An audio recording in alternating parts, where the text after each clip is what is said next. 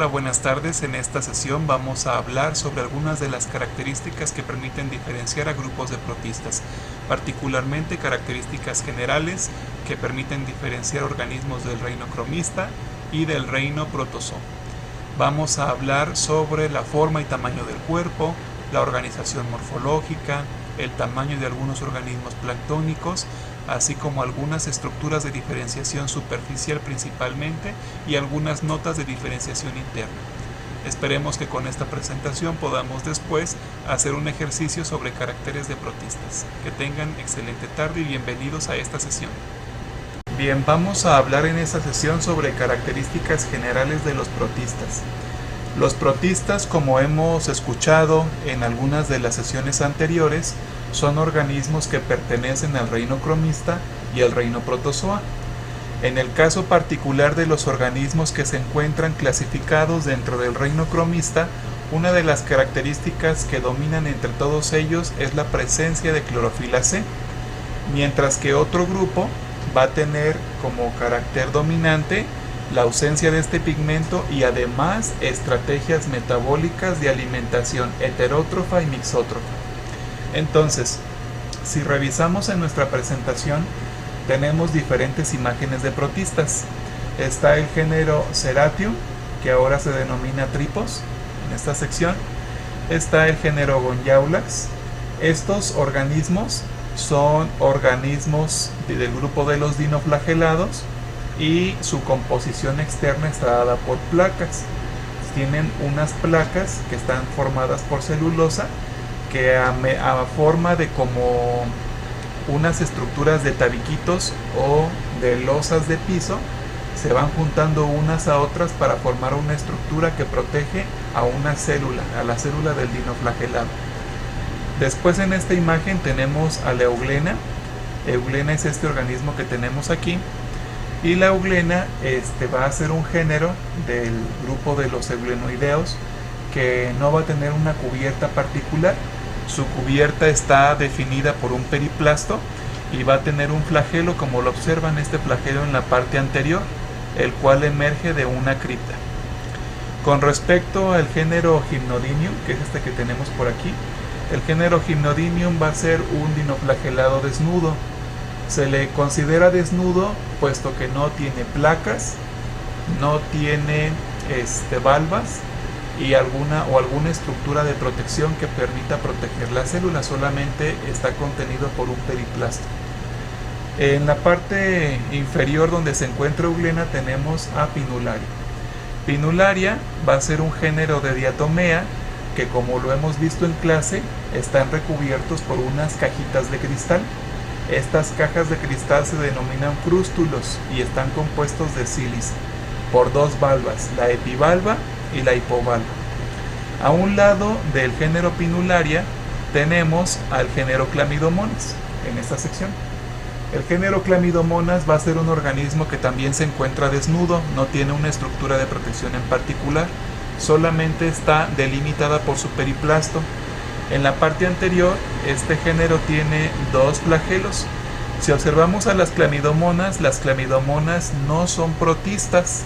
Este organismo que estamos observando aquí es un organismo del reino de las plantas. Lo van a ver en la siguiente asignatura que corresponde a su plan de estudios.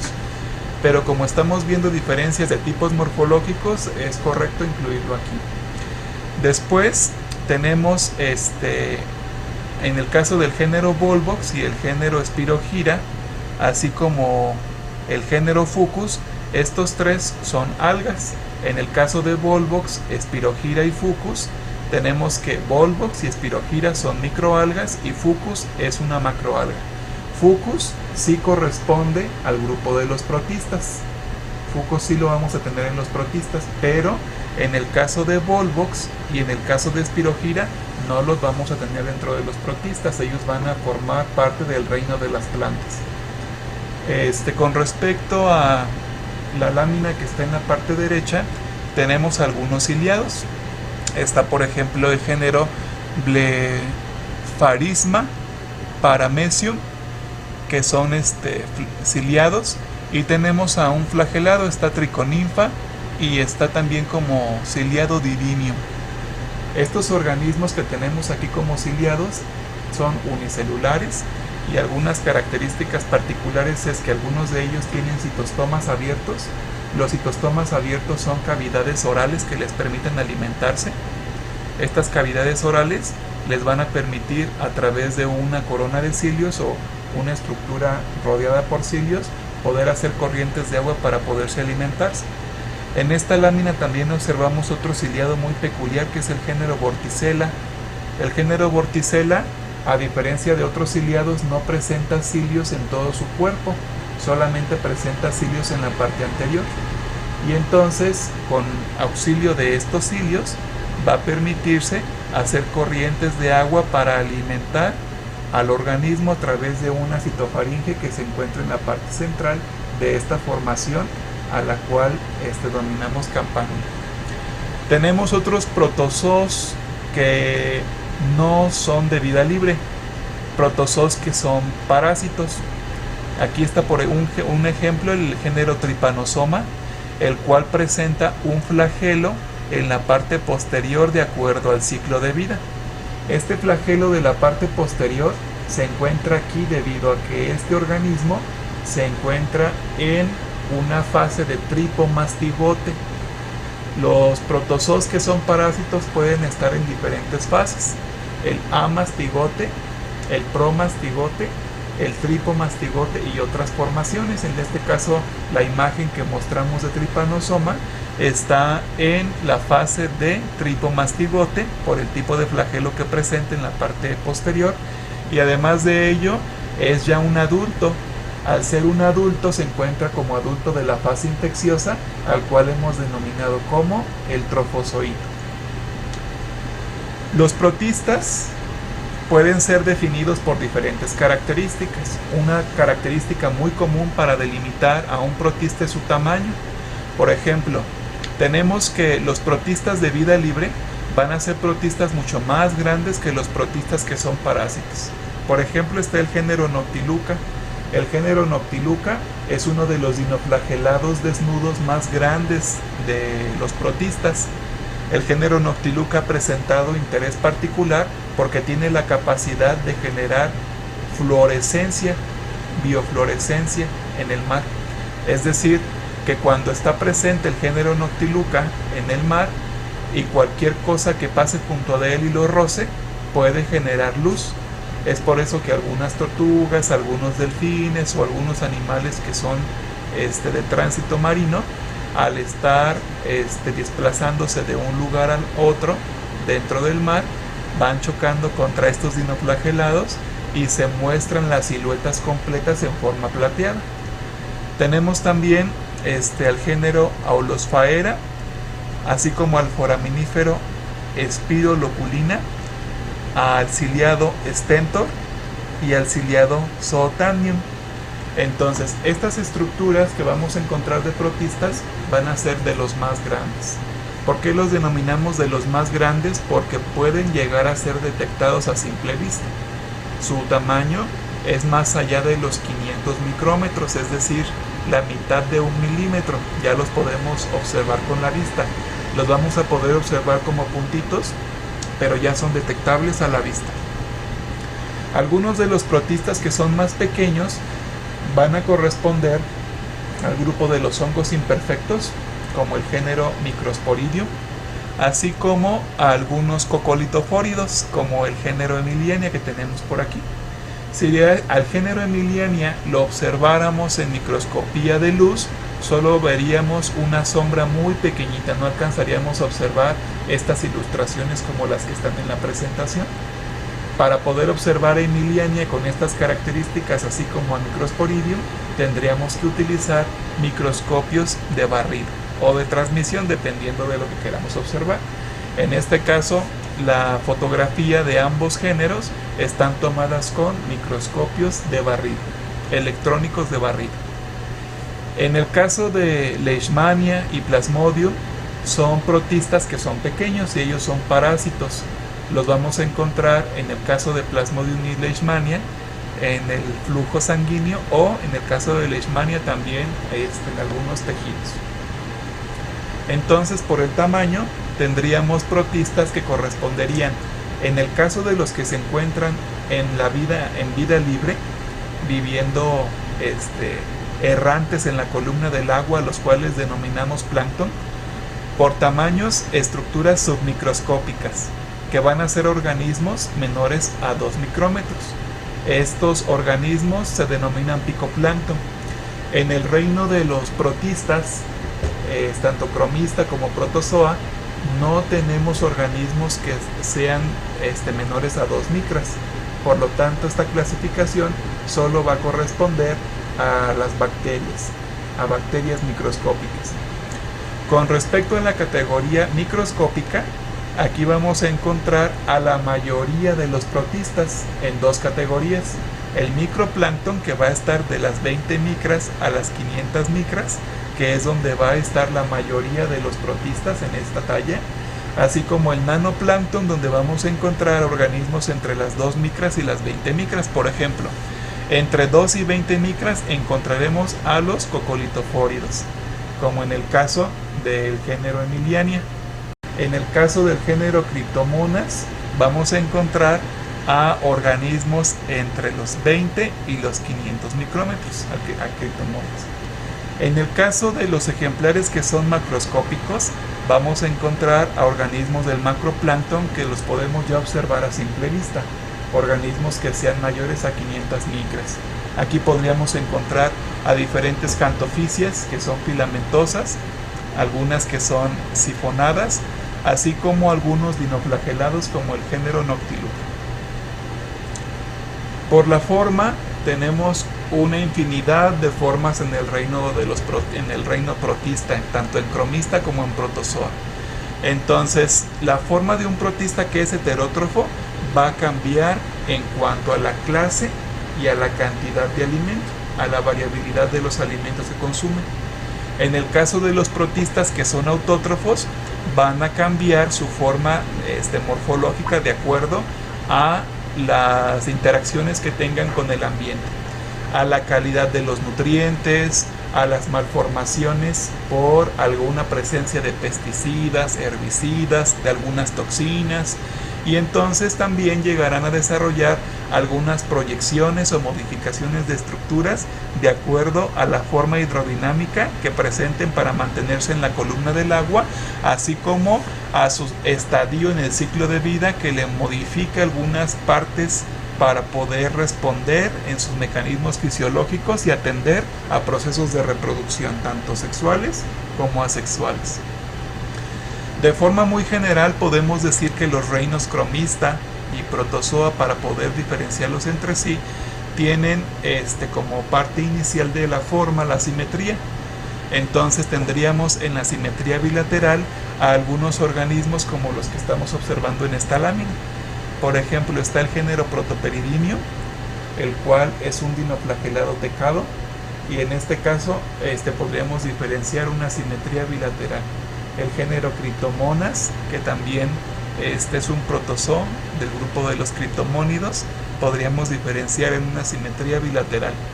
El género Dinobrión, que podríamos diferenciar dentro de las crisopicias como un organismo que se encuentra depositado dentro de una lórica de sílice, el cual también tiene simetría bilateral, así como algunos tintínidos, como esta imagen que observamos aquí, y algunos silicoflagelados como el género Dictyocha, al cual observamos en esta estructura de aquí.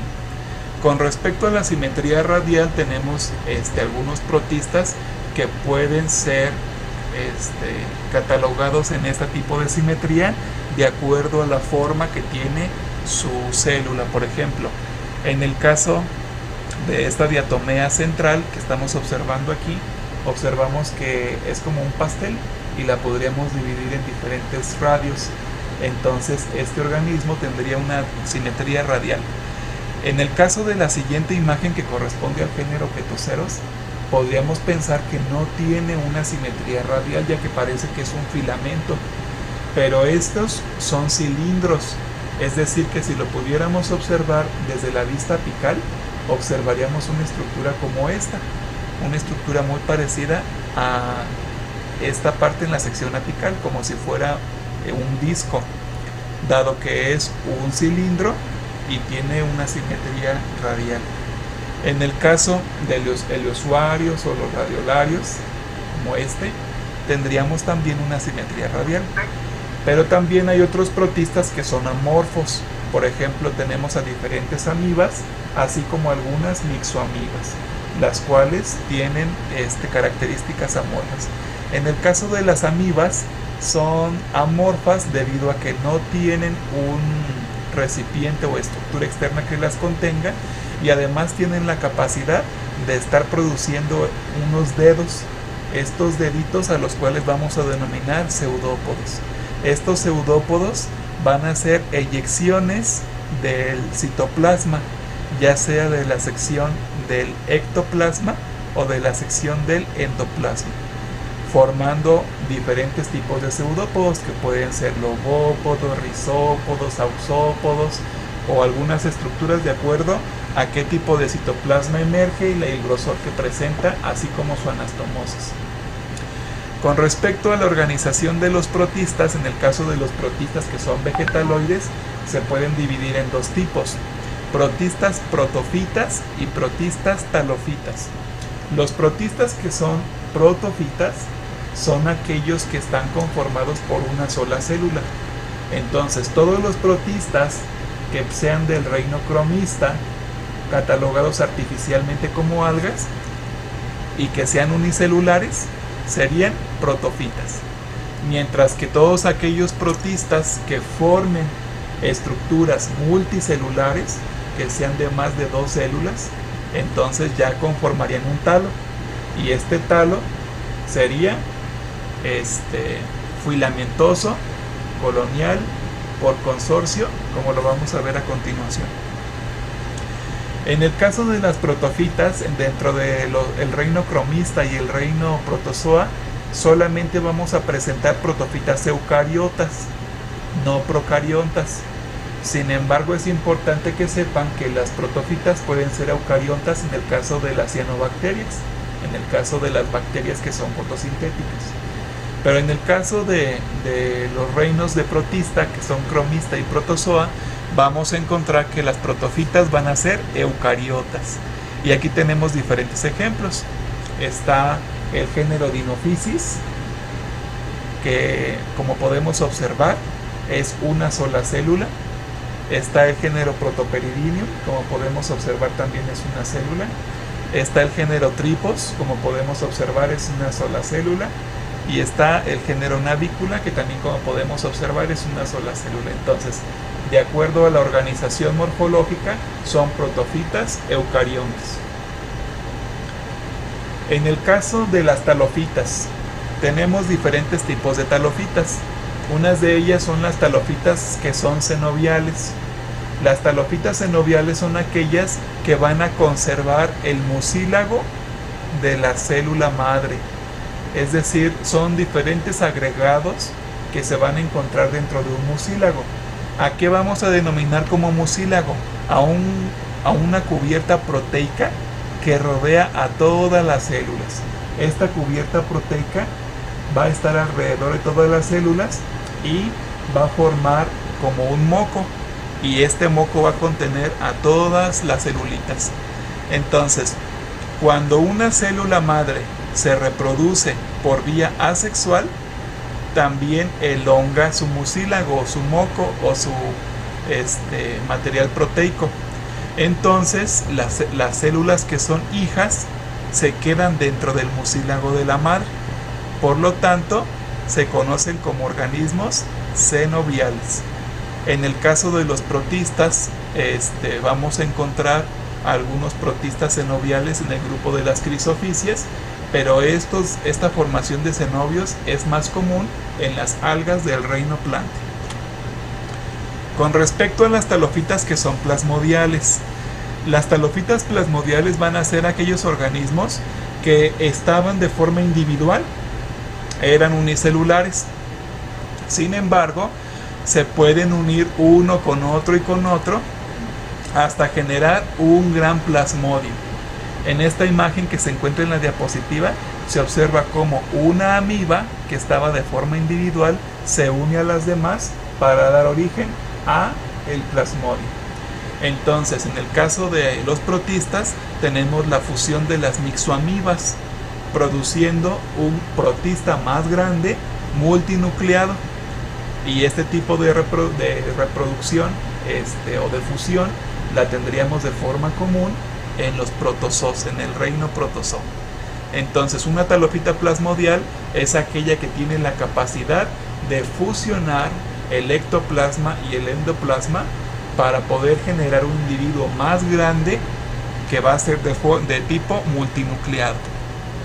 Con respecto a las talofitas cenocíticas o sifonadas, van a ser aquellos talos conformados por varias células, los cuales pueden llegar a presentar tabiques transversales o no pueden llegar a presentar tabiques transversales. Por ejemplo, en el caso del género Tribonema, observamos tabiques transversales en las varillas silíceas. Sin embargo, en el género Baukeria, que son jantofisias, en esta parte del género Baukeria es un tubo, y este tubo es multinucleado, no va a presentar tabiques transversales. Entonces, si el organismo presenta tabiques transversales, como en el caso del género Tribonema, vamos a referirnos a una talofita cenocítica.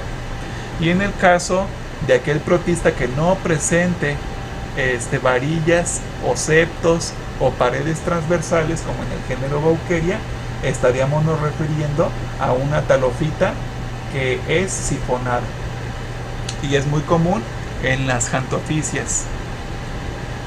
En el caso de las talofitas coloniales no son muy comunes en el grupo de los protistas. Se restringen al grupo de las crisofisias.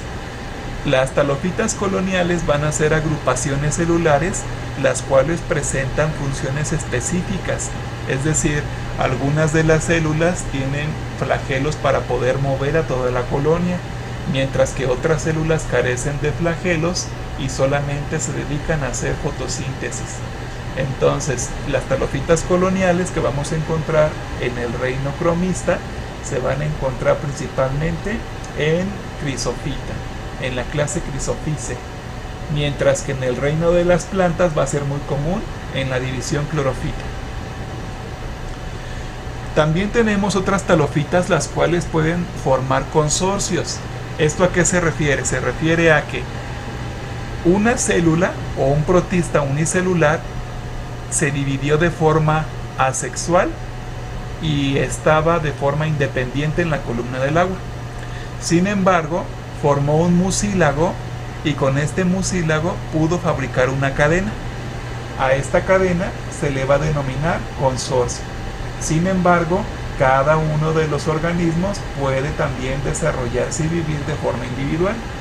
Entonces tendríamos organismos de tipo talofita que forman consorcios en filamentos y en filamentos de tipo zigzag, como en el caso de esta diatomea que se llama Thalassiosira, y filamentos simples, como en el caso del género Ceratium, hoy clasificado como el género Tripus.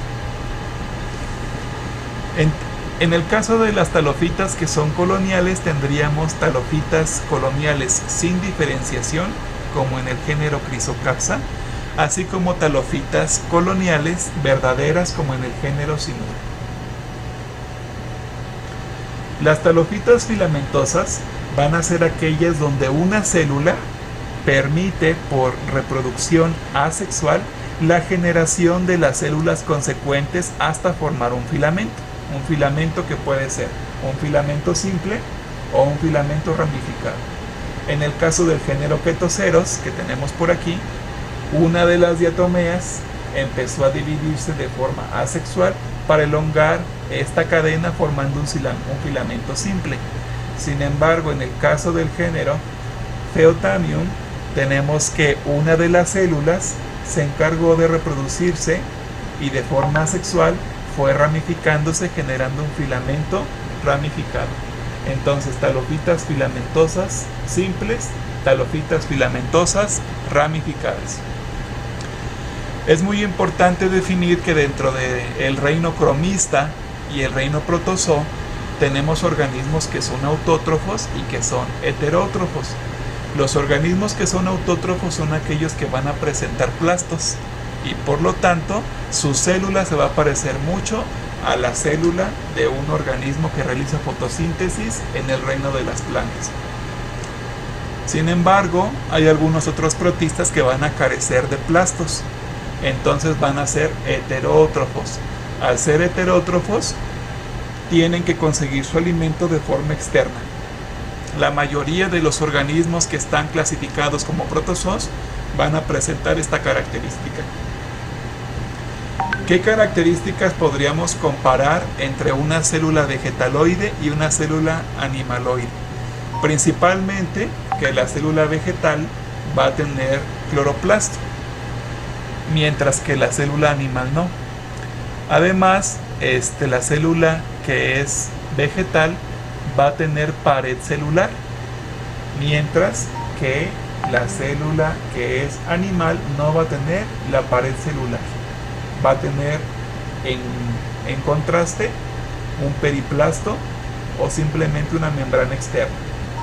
Al tener la célula vegetal pared celular, va a tener mecanismos de comunicación como los plasmodesmos, como podemos observarlo aquí.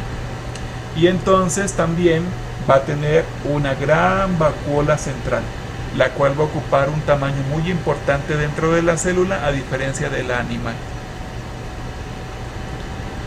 Las estructuras de protección que puede presentar un protista son muy variadas. Tenemos valvas, que son como tapaderas. Tenemos tecas en formas de pequeños mosaicos o tejitas. Periplasto, que es una protección flexible muy parecida a la piel. Tenemos testas, conchas y lóricas, que son estructuras rígidas. Tenemos esqueletos silíceos, que principalmente pueden ser esqueletos formados por óxido de sílice o esqueletos formados por carbonato de calcio. Cocolitos formados por carbonato de calcio, o bien algunos protistas pueden carecer de protección.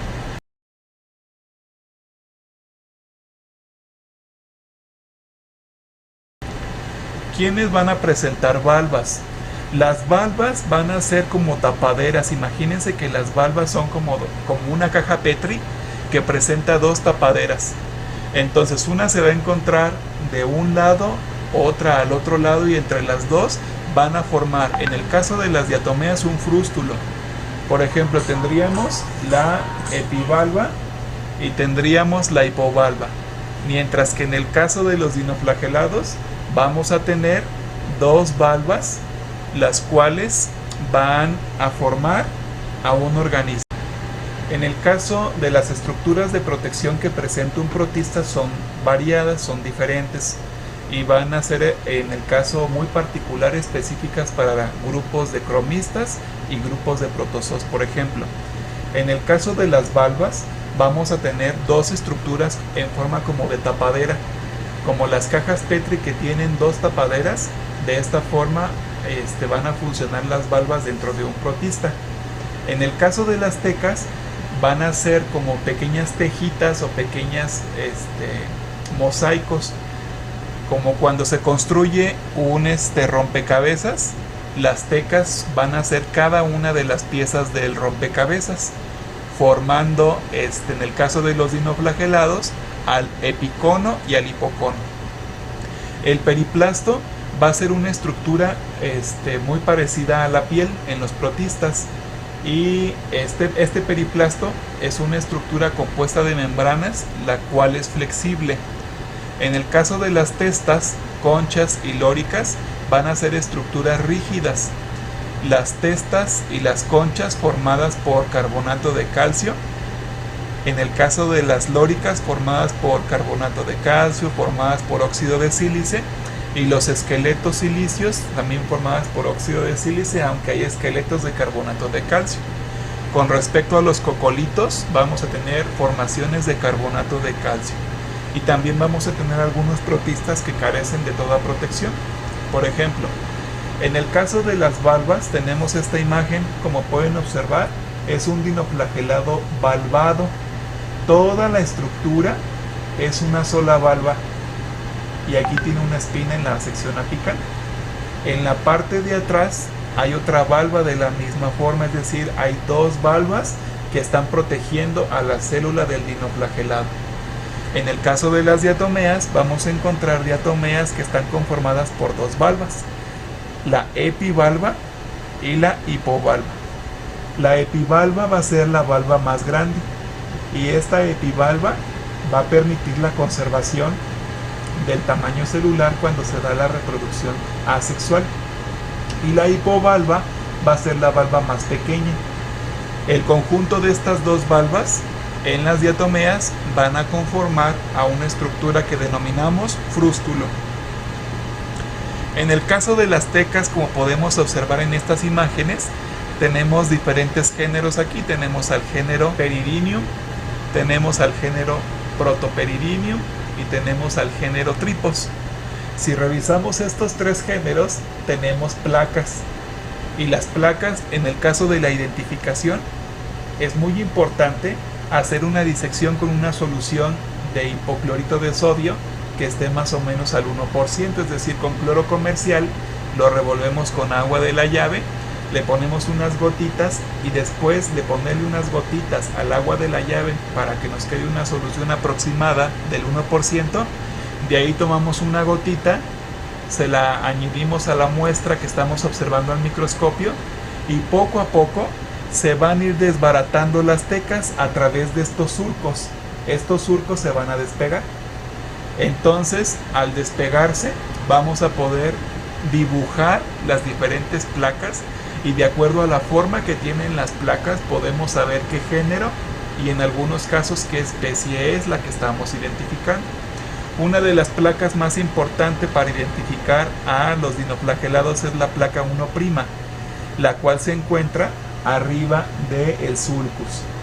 Este surco que se encuentra en la parte horizontal lo denominamos cíngulo y el surco que se encuentra de la sección posterior hacia la parte media lo denominamos sulcus. Entonces los dinoflagelados, la mayoría de ellos van a presentar dos surcos, el cíngulo y el sulcus, y justamente sobre el sulcus tendríamos a la placa 1'. Esta placa 1' es muy importante para la taxonomía de los dinoflagelados. Aquí tenemos otra vez a la placa 1' arriba del sulcus. Y en el caso de este dinoflagelado del género Tripos, estamos observando el cíngulo, pero no observamos el sulcus porque el sulcus está del otro lado. Este dinoflagelado lo estamos viendo al contrario. En el periplasto vamos a tener organismos que están recubiertos por una estructura de membranas la cual es flexible o ligeramente rígida, denominada periplasto. Y el periplasto lo vamos a encontrar en el caso de los dinoflagelados en el género Pyrocystis, que es este que parece una luna, que también puede parecer un globito, y el género Noctiluca. El género Pyrocystis es muy parecido al género Noctiluca. En el caso del grupo de los euglenoideos, tenemos al género Euglena y tenemos al género Phacus. El género Euglena va a tener un periplasto que es más flexible que el género Phacus. El género Phacus tiene un periplasto que es rígido. Las testas van a ser característica distintiva del grupo de los radiolarios. En el caso de los radiolarios vamos a encontrar que estas estructuras que estamos observando en pantalla es la estructura de protección. El radiolario debería estar dentro de ella y por cada uno de esos poritos debería estar eyectando algunos pseudópodos muy finos. Entonces estas estructuras de radiolarios son de formas muy diversas y van a estar compuestas de carbonato de calcio. Las conchas presentes en algunos radiolarios y en los foraminíferos, estos foraminíferos que tenemos de este lado, ya no están vivos, ya son nada más sus estructuras de protección, pero vamos a revisar que parecen como si fueran caracoles. Entonces estas estructuras de protección están formadas por unas cámaras.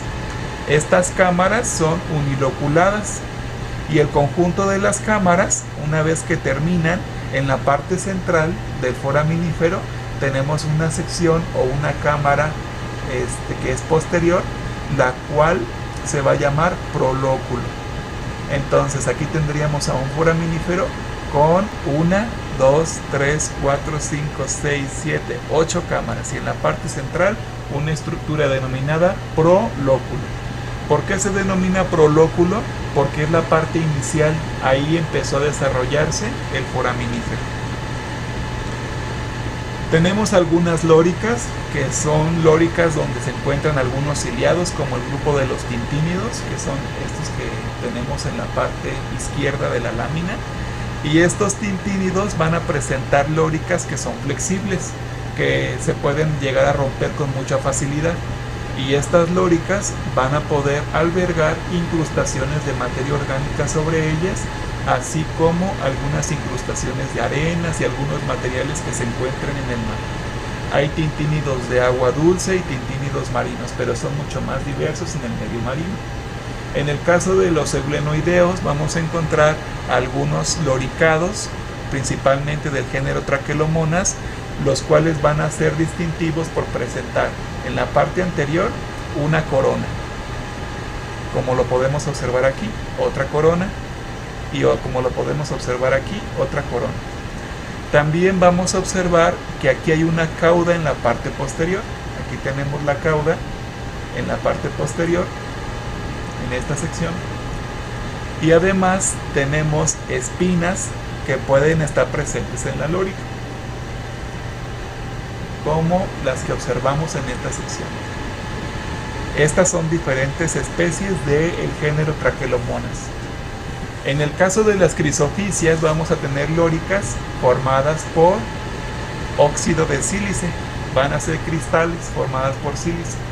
Entonces aquí observamos la lórica y adentro observamos a la célula de la crisofisia, protegida por esta lórica silicia.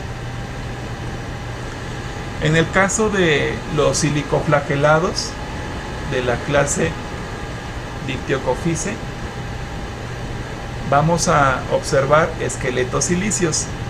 Los esqueletos silíceos van a estar conformados por estas espinas, van a estar conformados por atrios, que son los espacios internos del silicoflagelado, y también dentro de los atrios alguna comunicación por puentes, como lo podemos observar aquí. Aquí tenemos que esta es la variabilidad morfológica del género Dictyoca dentro del grupo de los silicoflagelados. Y solamente estamos observando en este caso al esqueleto silicio, no estamos observando el organismo. Si el organismo estuviera dentro de este esqueleto silicio, no observaríamos los atrios y no observaríamos los puentes silíceos, debido a que estarían tapados por el organismo. En el caso de los cocolitofóridos del grupo de las aptofisias, tendríamos diferentes tipos de cocolitos. Aquí tenemos la colonia de Emiliania y tenemos su cocolito, y podemos observar algunas imbrigaciones dentro del cocolito. Si las imbrigaciones son hacia la derecha, son distrógiras. Si las imbrigaciones son hacia la izquierda, son sinestrógiras. Y entonces tendríamos colonias formadas por holococolitos, porque todos son iguales, y también algunas colonias formadas por heteroscocolitos, porque tenemos cocolitos de una forma, como en estos que son de forma de trompeta, así como otros cocolitos en forma de placas. Esta es una cocósfera formada por heterococolitos, y estas de aquí serían cocósferas formadas por holococolitos, porque son cocolitos del mismo tamaño. Y también podríamos presentar algunos puentes. En este caso no se observan, pero podríamos presentar en algunas colonias en el cocolito un puente, y este puente estaría en la parte axial del cocolito. Con respecto a algunos dinoflagelados, tenemos que existen dinoflagelados desnudos. Gran parte de los dinoflagelados desnudos que son marinos son altamente tóxicos, como en el caso de Gymnodinium catenatum, formando cadenas muy prolongadas, así como algunos dinoflagelados que la diferenciación para su identificación se basa en el desplazamiento que tiene el cíngulo de la sección ecuatorial, así como el sulcus. Los protistas, algunos de ellos tienen capacidad motriz. Para ello utilizan flagelos, pseudópodos, cilios, cirros y membranelas. Bien, entonces los flagelos, de acuerdo a la posición, se llaman acrocontos si salen de la parte anterior, pleurocontos si salen de la parte lateral y estefanocontos si salen de la parte casi apical de la sección anterior. Son isocontos si son iguales, son heterocontos si son diferentes, como por ejemplo en este caso este flagelo es diferente porque presenta mastigonemas, mientras que el otro flagelo es liso. Y en el caso de esta imagen del centro tenemos un flagelo con mastigonemas, pero también tenemos otro flagelo liso, entonces es heteroconto, pero por la posición es pleuroconto. Entonces si les llegáramos a preguntar la primera imagen, ¿qué tipo de flagelo es con respecto a la posición? La respuesta es acroconto. Y por la forma, isoconto. Con respecto a la segunda imagen, por la posición es acroconto y por la forma heteroconto. La tercera imagen, por la posición es pleuroconto y por la forma heteroconto. Y en el caso de los estefanocontos, por la posición estefanoconto, por la forma isoconto. En el caso de los flagelos que son lisos, como en la imagen de isoconto, se denominan acronemáticos por la ausencia de mastigonemas. Los mastigonemas son esos pelitos que presenta el flagelo. Los flagelos que son barbulados, como en el caso de esta imagen heteroconta, son flagelos con mastigonemas, a los cuales también se les denomina pleuronemáticos o simplemente barbulados. En el caso de la longitud, si son iguales en longitud son isocontos, pero si son desiguales en longitud son heterocontos. Si fueran iguales en longitud, pero uno fuera acronemático y otro fuera pleuronemático, también sería heteroconto. Por la posición apical, acrocontos, la posición lateral, pleuroconto. Y si son numerosos, forman una corona subapical que se denominan estefanocontos. Y aquí nos faltó otro que hemos visto al inicio del curso de los protistas, que son los organismos de opistoconta. En el caso de algunos protistas, como los cuanoflagelados, ellos presentan flagelos opistocontos, ya que están en la parte posterior, no en la parte anterior. El flagelo de los dinoflagelados es de dos tipos. Tiene un flagelo que es liso, que sale del sulcus, y tienen otro flagelo que es en forma de espiral, que sale del cíngulo. Gracias a esta morfología flagelar, el dinoflagelado puede desplazarse girando y transportándose hacia la sección apical. En el caso de los euglenoideos o eglonofita, tenemos un flagelo muy largo, el cual es liso y va a salir de una sección muy pequeña de una cripta que se encuentra en la parte anterior de la célula del euglenoideo. Con respecto a las crisofisias, sus flagelos son heterocontos. Al ser heterocontos, van a ser apicales, uno muy largo y liso y otro muy pequeño y liso. Entonces son heterocontos por su forma y serán acrocontos por la posición. Con respecto a la criptofita, vamos a tener dos flagelos que van a salir de la cripta y los flagelos van a ser isocontos. Algunos protozoos también pueden presentar flagelos, como en el caso de Trypanosoma, como en el caso de Leishmania, que pueden presentar flagelos, Y de acuerdo al tipo de flagelo va a ser el estadio de maduración que presente. Por ejemplo, si el protozoo tiene un flagelo muy pequeño que apenas sale de la célula, se denomina amastigote. Este flagelo muy pequeño está sobre el núcleo y tiene un kinetoplasto basal. Si este flagelo se desarrolla más allá de la célula y se mantiene sobre el núcleo, entonces tendríamos la siguiente fase, la fase promastigote. Si el flagelo ahora sale de la sección posterior, pero sigue estando sobre del núcleo, tenemos la fase de epimastigote. Pero después, si el flagelo se recorre hasta la porción posterior debajo del núcleo y sale a través de esa sección, se conoce como tripomastigote. Es decir, el flagelo puede migrar de la parte anterior hasta la parte posterior dependiendo del estadio en el cual se encuentre el protozoo. La mayoría de los protozoos que son flagelados en estado adulto presentarán un flagelo de tipo tripomastigote. Amastigote entonces será un flagelo reducido o ausente. Aquí en esta figura tenemos un flagelo que es muy pequeño. El promastigote o flagelo leptomonal es aquel flagelo que se encuentra sobre el núcleo y sale más allá del periplasto, es decir, se extiende más allá del perímetro de la célula. En el caso del flagelo que es epimastigote o critidial, indicará aquel flagelo que se encuentra también sobre el núcleo, como lo vemos en esta figura, pero sale de una sección lateral. En el caso de este flagelo, el género que pudiera presentarlo es el género Critidia, por eso se denomina flagelo critidial.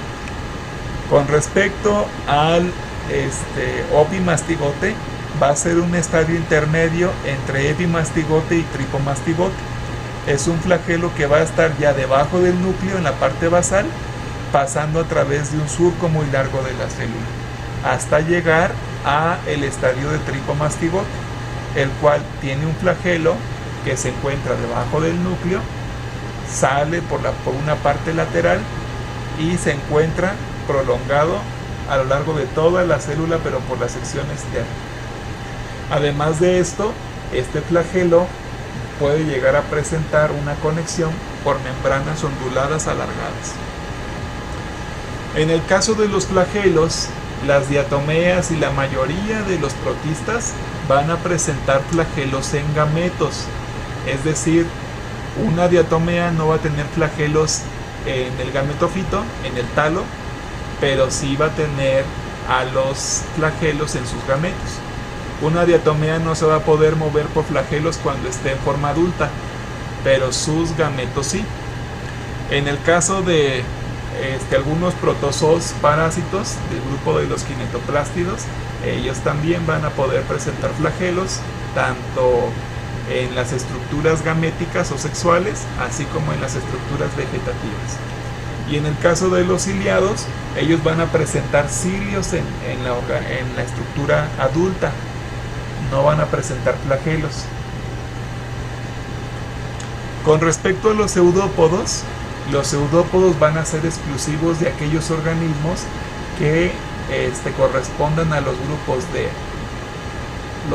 las amibas parásitas, amibas de vida libre, así como a los foraminíferos y a los radiolarios.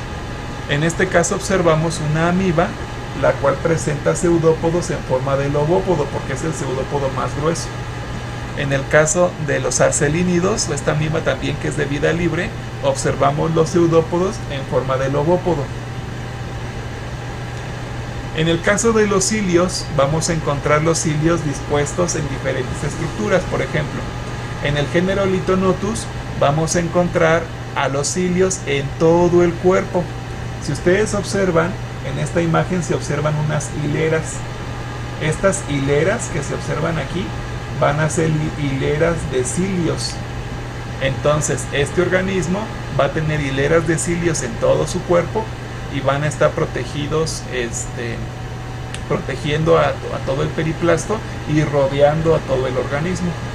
En el caso del género Campanella, que se parece al género Vorticella, los cilios solo se van a presentar en la sección anterior, propiciando el desarrollo de corrientes para alimentarse por una estructura denominada citostoma.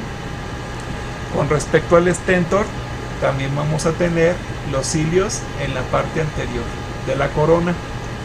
Y en el caso de euplotes, vamos a tener cilios que van a rodear el organismo. Van a ser muy pequeños, como estos que podemos observar aquí. Vamos a tener cirros, que van a ser estructuras más grandes, como esas que observamos aquí. Y los cirros van a ser fusiones de cilios. Y además de ello vamos a presentar membranelas, como esta estructura que se observa. Y las membranelas van a ser fusiones de cirros. Es decir, euplotes tiene cilios. Además, sus cilios se fusionan y forman cirros. Los cirros se fusionan y forman membranelas. Las membranelas, además de estar presentes en el género euplotes, como se observa en las imágenes de la sección derecha, también las membranelas pueden estar formadas por otras estructuras que no se asocian a los cilios. Por ejemplo, en el caso de los dinoflagelados, las membranelas van a ser, en el caso del género Ornithocercus y en el caso del género Dinophysis, las membranelas van a ser coberturas proteicas que están enlazadas por costillas. Estas membranelas les van a permitir mantenerse suspendidos en la columna del agua y van a favorecer su movilidad. Tenemos una membranela sulcal, porque sale del sulcus, esta que se encuentra aquí, y tenemos una membranela singular, porque sale del cíngulo. En el caso de Dinophysis, esta sería su membranela singular y esta sería su membranela sulcal. Tendríamos los dos.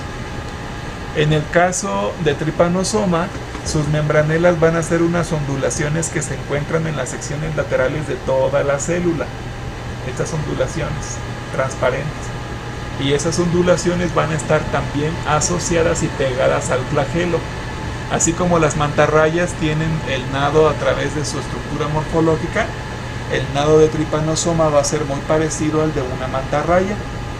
Y entonces tendríamos que las membranelas le permitirían desplazarse a través del plasma sanguíneo.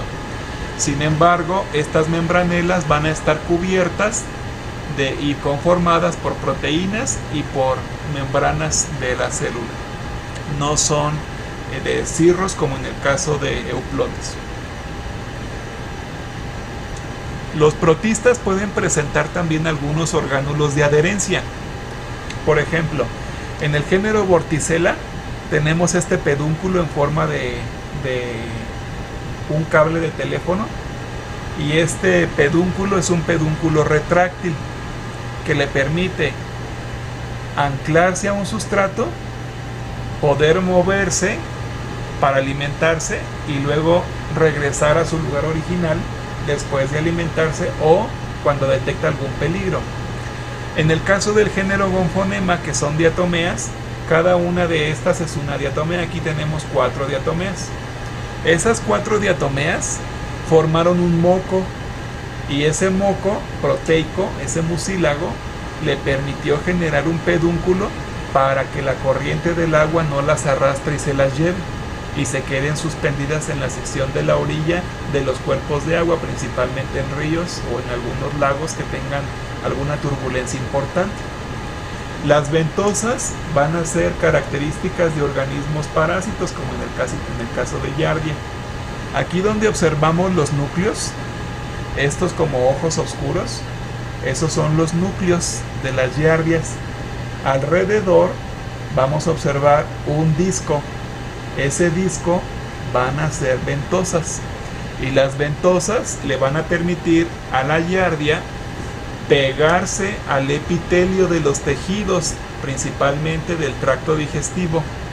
Y una vez que se pegan a ese epitelio, con su axostilo, que es como un gancho o como una aguja que sale hacia la parte posterior, con ese axostilo va a perforar al huésped y se va a alimentar de los fluidos. Una vez que se alimentó de los fluidos del huésped, suelta sus ventosas, se desplaza a otra porción del cuerpo y se vuelve a fijar con sus ventosas. También los protistas pueden llegar a presentar ganchos y espinas, como en el caso del género Tricodina. Aquí tendríamos ganchos y tendríamos espinas. En el caso del género Tricodina, que es un parásito, es un protozoo unicelular parásito de peces principalmente, la tricodina se aloja debajo de las escamas, se ancla con las espinas y con los ganchos, genera un daño tisular, un daño en el tejido, para que el pez pueda empezar a sangrar y liberar plasma sanguíneo, así como fluidos celulares, y se empieza a alimentar. Una vez que causa necrosis en el tejido, al igual que giardia, se desplaza a otra sección.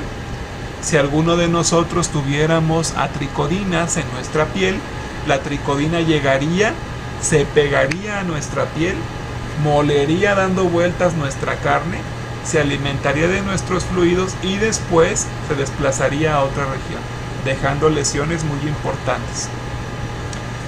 Las diatomeas en su frústulo, compuesto por dos valvas a las cuales denominamos epiteca e hipoteca, o epivalva e hipovalva, aquí estamos observando una de las caras de la diatomea en este género que se llama Cimbella, y vemos que tiene muchas estructuras que podríamos diferenciar sobre la superficie de esta valva. Por ejemplo, tenemos a la epiteca o a la hipoteca. Aquí podemos ver nosotros solamente a una de las valvas, pero sabemos que detrás está la otra. El nódulo polar va a ser una perlita que se va a encontrar en los extremos de la diatomea. Las estrías van a ser el conjunto de líneas que se van a encontrar por toda la valva, y el conjunto de estrías va a estar formado por areolas. Las areolas se van a llamar cada una de las bolitas que se encuentran formando a una estría. Después las fíbulas van a ser unos surcos muy profundos, como si fueran estrías, pero van a ser muy profundos. En este caso el género Cimbella no lo presenta, pero el género Surirella sí lo presenta, en forma de fíbulas en el caso de Nischia, o costillas en el caso de Surirella. El nódulo central va a ser una perlita que se encuentra en la parte axial de la diatomea, de la valva. El nódulo central también lo podemos denominar como estigma. Las areolas, como ya lo comentamos, van a ser cada una de las bolitas que van a formar a una estría, y esas bolitas son perforaciones. Las rimopórtulas van a ser algunas proyecciones en forma de granitos que puede presentar la diatomea, sobre todo en las proyecciones rostradas, principalmente en el género Unaria. En el caso del rafe, se refiere a este surco central que recorre toda la diatomea. Este surco central se denomina rafe, y hay diatomeas que son rafiadas y otras diatomeas que son arrafiadas, es decir, que no presentan el rafe. Y el rafe puede ser un rafe verdadero o un pseudo rafe. El rafe verdadero es cuando existe un surco completo en toda la valva, y el pseudo rafe solo se refiere a cuando las estrías no llegan hacia la parte central y dejan en el centro una parte descubierta, como si hubiera un rafe, pero como no hay surco en esta sección, entonces no es un rafe verdadero, sería un pseudo rafe. En el caso de esta Cimbella, como estamos observando que sí presenta un surco, entonces es un rafe verdadero. Y el cíngulo se refiere al lugar donde se unen las dos valvas, es decir, en esta sección vamos a tener la formación del cíngulo, porque sabemos que del otro lado tenemos la otra valva. Donde se unen las dos valvas, tendríamos entonces la ubicación del cíngulo. En el caso de los dinoflagelados también tenemos diferenciaciones superficiales. Tenemos placas, que ya los comentamos con antelación, que son cada uno de estas como tequitas o de estos mosaicos que presenta el dinoflagelado. Tenemos el cíngulo, que es este surco que también está compuesto por algunas placas. Tenemos el sulcus, que es este surco que se encuentra en el hipocono. Tenemos el epicono o la epiteca, que es del cíngulo hasta la parte anterior. Todas las placas que se encuentran del cíngulo hasta la parte anterior son llamadas epiteca. Tenemos la hipoteca, que son las placas que se encuentran del cíngulo hasta la parte posterior.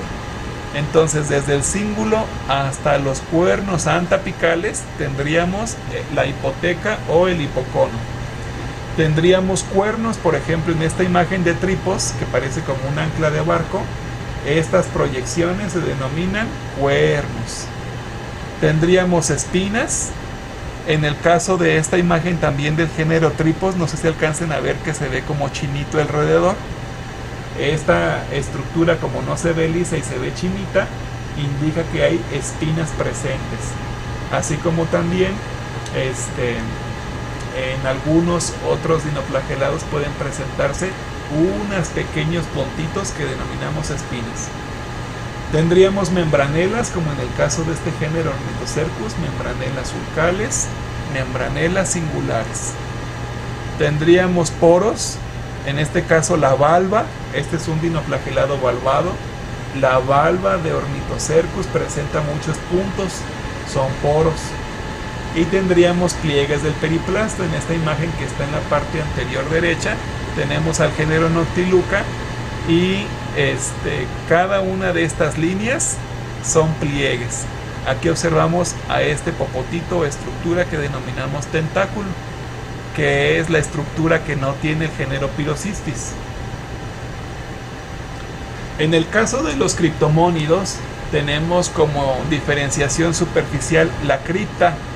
La cripta es un surco.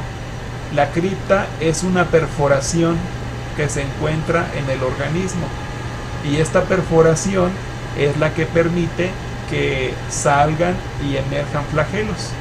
Entonces tenemos en esta imagen animada una cripta rodeada por tricocistos. Los tricocistos serían cada uno de estos gránulos que se encuentran rodeando a la cripta. Tenemos en la imagen la imagen en dibujo, la imagen animada, y también tenemos una fotografía real de cómo se observan los tricocistos y cómo se observa la cripta en donde emerge el flagelo. En el caso de los eulenoideos tenemos estrías. Está el género Phacus, que estamos observando aquí, y tiene unas líneas como translúcidas. Estas líneas translúcidas son estrías. Y además tenemos un pliegue muy grueso que va desde la parte flagelar hasta la cauda. Este pliegue muy grueso desde la parte flagelar hasta la cauda lo consideramos como una protuberancia, a la cual la denominamos como costilla.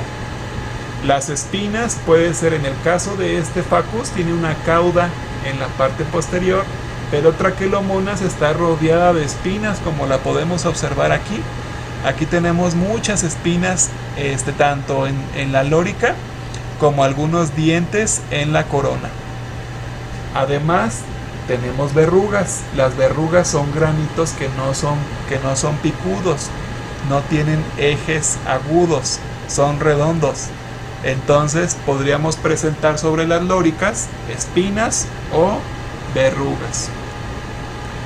Con respecto a los protozoos podemos encontrar surcos, espinas, estrías, protozoos, los flagelos, membranas o membranelas, materia orgánica y cilios. Por ejemplo, en el caso de esta imagen estamos observando algunos poros. Estos poros que se encuentran en esta testa son poros muy evidentes, y además encontramos unos cuernos. Encontramos espinas, así como observamos esta imagen, y encontramos hileras de cilios, como lo observamos en esta imagen. Aquí, por ejemplo, observamos penachos flagelares en esta imagen, como si fuera un montón de cabellos muy pequeñitos, penachos flagelares. Y también observamos membranelas rodeando a este tripanosoma. Aquí se ve una lámina ondulante, una membranela. En el caso de este organismo ameboideo sarcodino loricado, tendríamos que esta testa en la cual se encuentra es una testa que presenta estas espinas, y además de presentar esas espinas, presenta incrustaciones de materia orgánica en toda la testa. Y en el caso de esta lórica de un ciliado, de un tintínido, observamos poros y también observamos incrustaciones de materia orgánica, muy comunes en el género Codonelopsis. Con respecto a este organismo que observamos aquí, observamos cilios en todo el cuerpo y un citostoma cerrado, que no podemos diferenciar aquí hasta que se abra el ciliado para que se pueda alimentar. Los orgánulos de alimentación de los protistas que tienen alimentación heterótrofa son variados. En el caso de los sarcodinos, tanto de vida libre como parásitos, forman pseudópodos, que son estos lobópodos que estamos observando aquí. Lobópodos donde tenemos eyecciones del ectoplasma y del endoplasma. Tenemos citostomas, como en el caso de Stentor, que tiene este citostoma abierto, o también tenemos citostomas, como en el caso de Euplotes, este citostoma que es abierto, y también hay citostomas cerrados, como en el caso del género Coles. Están presentes las coronas ciliares, tanto en el género Stentor como Vorticella, y tenemos la presencia de tentáculos, como en el género de Noctiluca, presentes. Aquí observamos citostomas abiertos, cubiertos por una membranela, coronas ciliares en la parte anterior de Stentor, tentáculos en Noctiluca. Con respecto a los orgánulos internos, podemos diferenciar a un protista haciendo tinciones diferenciales o también utilizando técnicas de fluorescencia para poder distinguir orgánulos internos.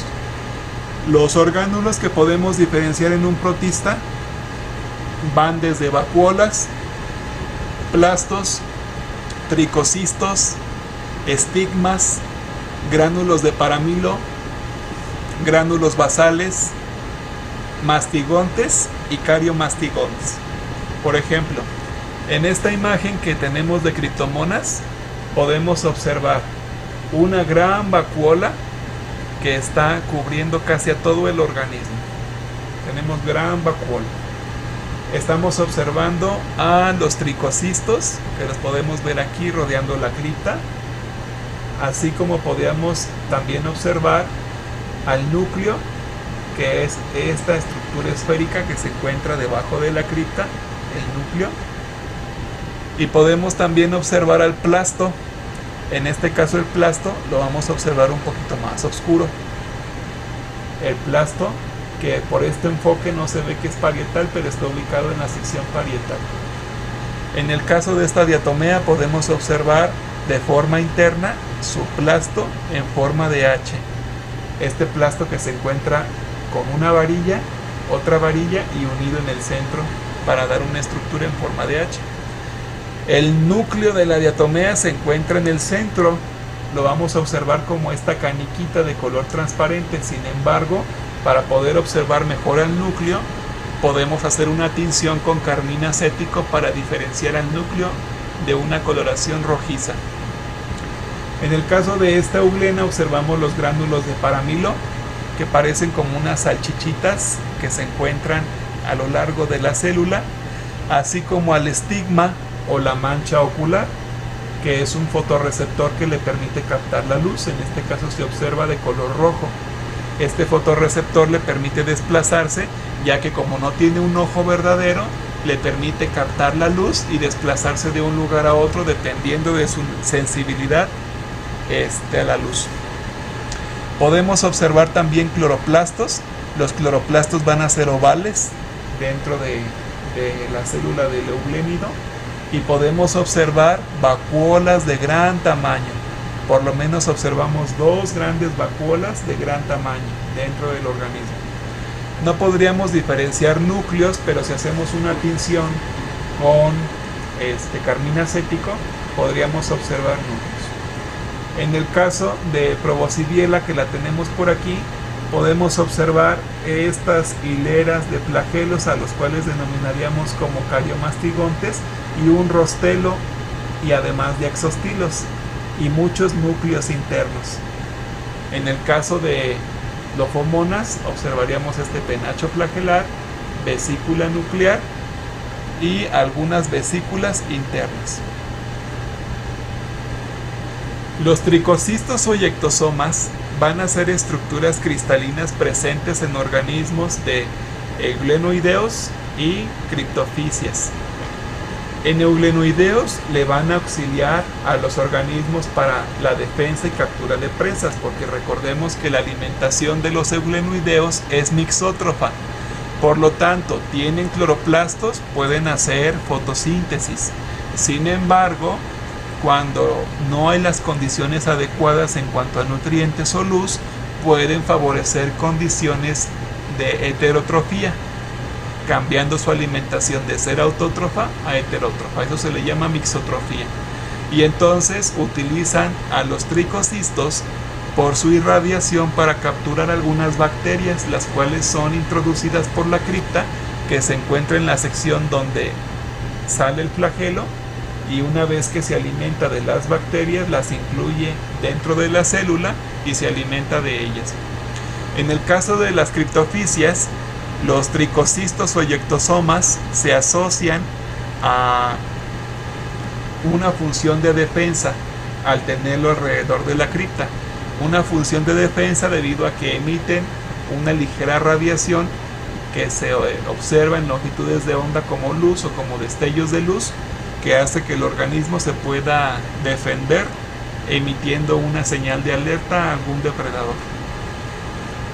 Con respecto a los núcleos, tenemos organismos que son uninucleados. Por ejemplo, en el caso de esta diatomea que observamos aquí, tenemos al género Cocinodiscus, lleno de muchos plastos, pero en la parte central tenemos al núcleo.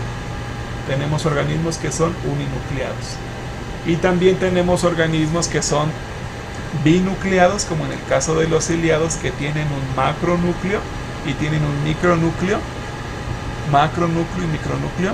Y en el caso de las jantofisias, que tienen muchos núcleos, aquí podemos observar estas canicas que son cristalinas, son los núcleos de una bauqueria, de una jantofisia. Entonces, los núcleos pueden ser monomorfismo, si únicamente es de una sola forma y el organismo es uninucleado. Dimorfismo, en el caso de los organismos que son binucleados, que presentan un macronúcleo para todas las funciones básicas de la célula y un micronúcleo especializado para los eventos de reproducción asexual y sexual que tiene el organismo.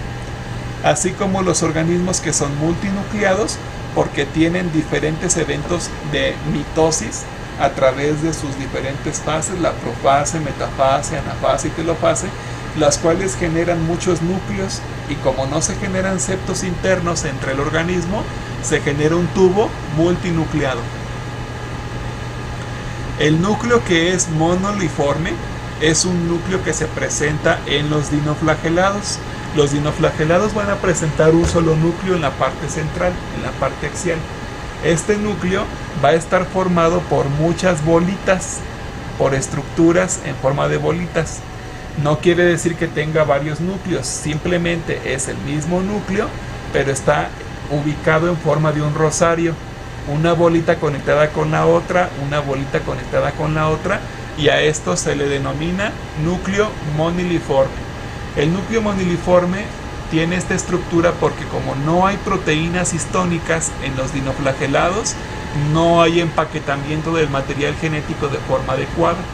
Entonces el dinoflagelado no tiene todo su material condensado en una sola porción. Revisando estas características de identificación morfológica para ubicar algunos conceptos y algunos caracteres que presentan los protistas, particularmente los autótrofos y los heterótrofos pertenecientes al reino cromista y al reino protozoo. Vemos que la diversidad de caracteres es enorme, y eso que solo hemos visto generalidades. Ahora que entremos a la parte de grupos para identificar cada grupo taxonómico, vamos a observar que es un trabajo complejo, sin embargo muy apasionante. Como trabajo práctico de esta sesión, por favor migra a la plataforma para poder contestar tu cuadro de caracteres con las imágenes que se te proporcionan. Muchas gracias por asistir a esta sesión, que tengan excelente tarde.